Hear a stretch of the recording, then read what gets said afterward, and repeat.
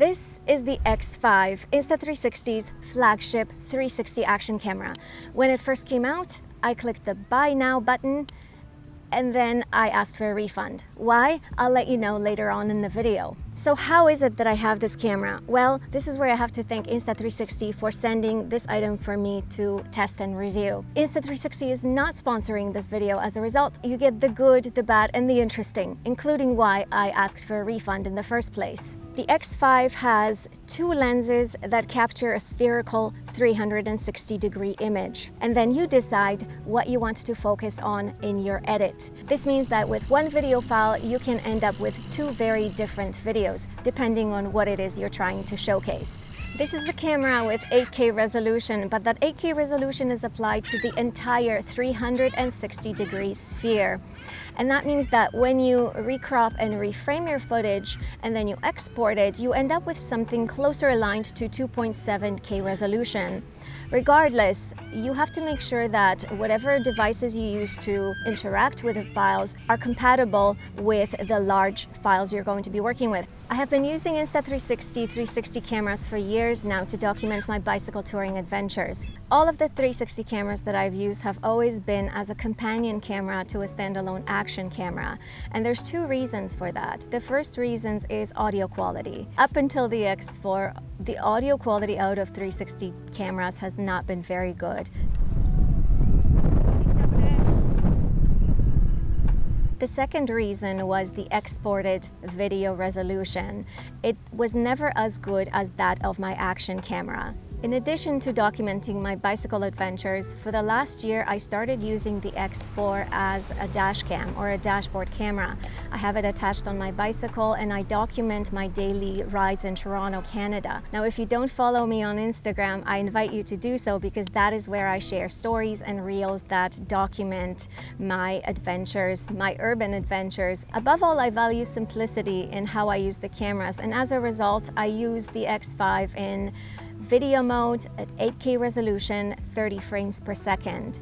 I have the adaptive tone on. I often adjust exposure value or EV depending on how bright it is during the day. In dashcam mode, I use the road mode in 8K resolution, 30 frames per second. I adjust the loop space amount and also adjust the EV settings to account for bright light conditions. There are 4 features and 4 reasons why I thought the X5 was better than the X4 and why I initially had purchased the camera. But there's also one big reason that put the brakes on the purchase. Feature number 1 is the fact that I can replace lenses on the X5. This, for me, is a game changer because I have scratched every single 360 camera I have owned, including, unfortunately, the X4, which I damaged on my most recent tour. For me, it's not a matter of if, but when the lens is going to be damaged. Now, Insta360 claims that the glass on the X5 is stronger and better and more scratch resistant. Only time will tell when the lenses get scratched, but when they do, I will be able to replace those lenses at home and continue using the camera. Feature number 2 is the quality of internal audio and internal microphones. The internal audio on most of my 360 cameras has been less than ideal. I think that the audio straight out of camera on the X5 is great. Testing built-in microphone. The audio setting is set to auto wind reduction strong. What is the audio quality like? Testing internal microphone. The audio setting is set to voice enhancement. Is my voice clear?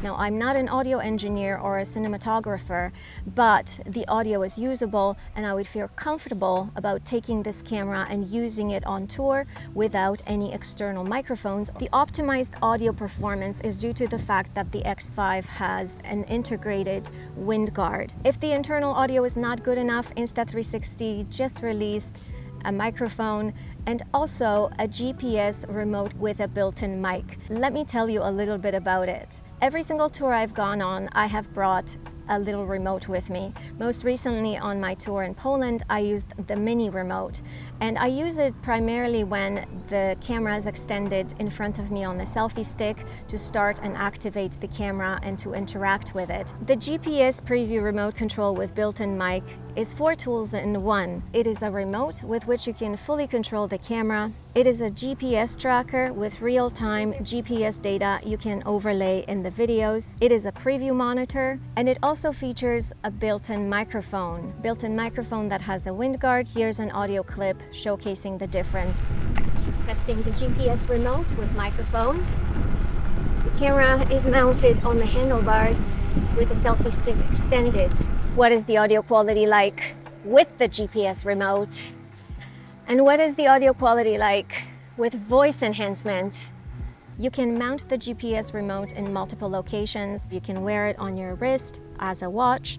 You can mount it on your handlebars, or you can wear or use it with a clip attachment. There is one big limitation that I found, and that is the amount of time it takes for the remote and the microphone to connect to the camera when using the quick capture functionality. It takes the microphone up to 20 plus seconds to connect as the primary source of audio. I really hope that Insta360 addresses this in a future firmware update, because a 20-second connection time is a bit too long. The third feature that makes X5 a better camera is its low light performance. The X5 has bigger sensors than the X4. They're 1/1.28-inch sensors.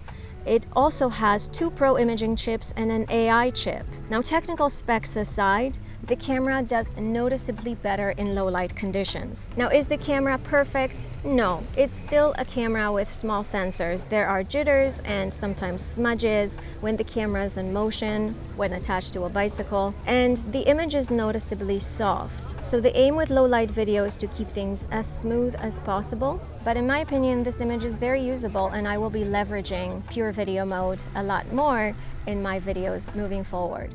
The fourth feature is bigger battery and longer runtime. The X5 has a bigger 2400 mAh battery. After a 35-minute commute with the X5 shooting in 8K resolution, 30 frames per second, I still have about 70% of battery left. In comparison, on my X4, I have about 40% of battery left after that same commute. I find this to be amazing, and it certainly improves my ability to extend the runtime of the camera, especially when I use it in Dashcam mode. The X5 also has endurance mode functionality that can further improve battery performance by limiting some of the functionality of the camera.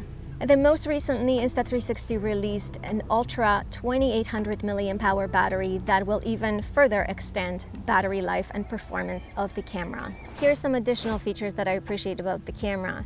It is waterproof down to 15 meters, and while I don't typically dive with the cameras, I do use them in all weather conditions. Knowing that the camera is fully waterproof is fantastic. If you are going to be using the X5 underwater, then Insta360 recommends you get a dive case for it to help with light refractions, or use it in the single lens mode. Another feature that the X5 has is magnetic mounting.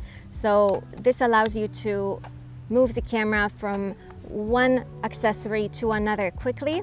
Something to note about this setup, however, is that there is a tiny bit of play in this accessory setup. As a result, I don't tend to use this well on the bike. The X5 takes amazing photos in 360 at 72 megapixels. Again, that 72 megapixels is applied to the entire sphere, so you end up with much lower resolution when you recrop the image. You can always use the X5 in single lens mode, so it's not just a 360 camera.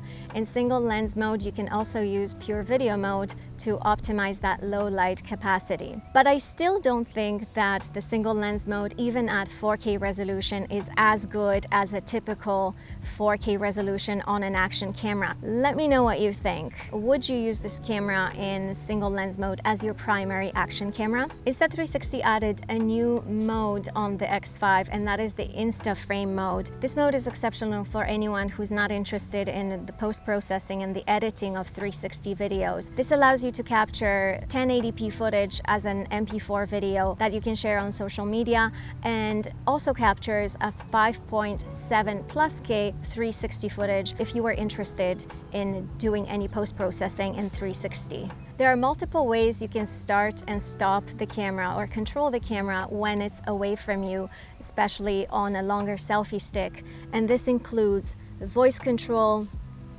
gesture control, and there is now a new twist to shoot functionality. Without a doubt, the X5 is an amazing 360 camera from Insta360. So why did I ask for a refund? The reason is simple. All of the accessories I had purchased for my X4 to make it ready for my bicycle tour were pretty much unusable, were pretty much obsolete with the X5. Accessories such as batteries, I had purchased 2 additional batteries. Fast charging hub, not compatible with the X5. Charging case for the X4 and the Ace Pro 2, not compatible. You see where this is going, right? Quick reader, mic adapter, not compatible with the X5. This is a lot of digital waste and a lot of obsolete products. And I wish Insta360 starts incorporating compatibility for accessories across its X series as it releases them in the future. And perhaps the new Ultra battery is a sign of things to come. So what do you think about the X5? If you are interested in purchasing any accessories or cameras from Insta360, I would really be honored if you used my affiliate link. This is at no extra cost to you, but I do get a slight kickback from that purchase. Thank you very much to those of you who have already used the affiliate link. I appreciate it. Happy riding, enjoy your adventures, and if you're not going on an adventure, you can enjoy some of mine.